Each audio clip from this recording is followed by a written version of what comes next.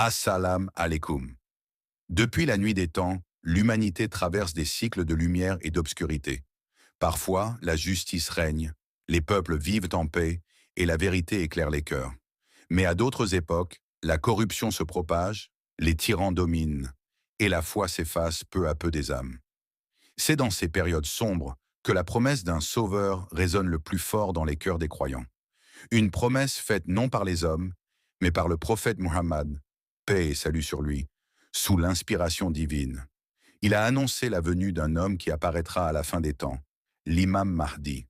Le Mahdi n'est pas un prophète. Il n'apportera pas un nouveau message, ni un nouveau livre. Il viendra pour rétablir ce qui a été oublié, le Coran et la Sunna. Il sera un descendant de la noble lignée du prophète, un enfant de Fatima, la fille aimée du messager d'Allah. Son nom sera Muhammad, fils de Abdallah, comme le prophète lui-même. Les traditions rapportent qu'il aura un front large, un nez fin et légèrement aquilin, et qu'il sera marqué par la lumière de la foi. Mais avant sa venue, le monde connaîtra des troubles sans précédent. Les conflits s'intensifieront, les nations se déchireront, les peuples seront fatigués par les injustices, les trahisons et la perte de repères. Les guerres deviendront fréquentes, les famines toucheront des régions entières, et les gens perdront confiance en toute autorité. Les musulmans eux-mêmes seront divisés, désorientés, parfois même hostiles les uns envers les autres. Ce sera l'époque de l'attente, l'époque du besoin d'un guide véritable.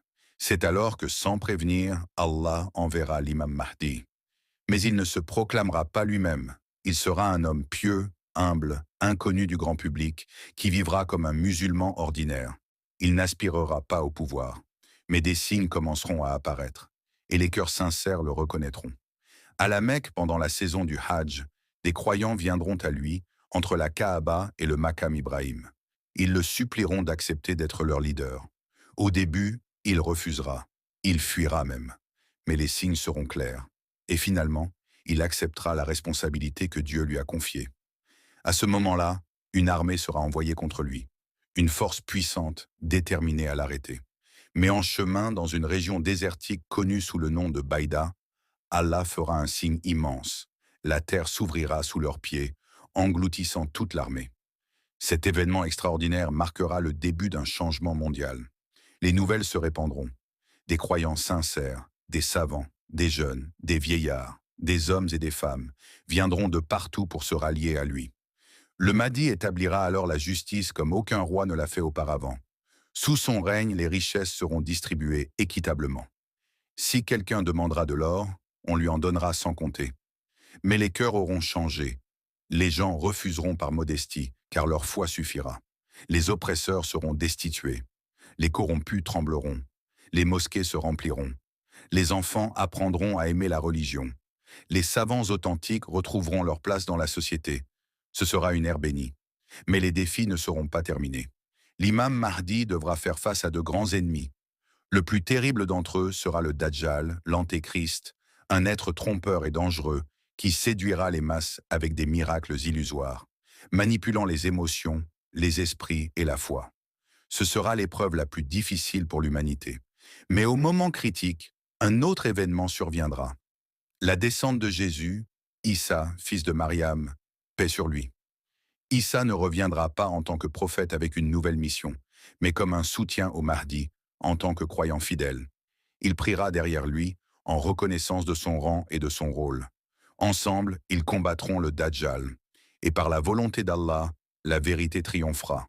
Le mal sera vaincu, et la paix s'installera durablement sur terre.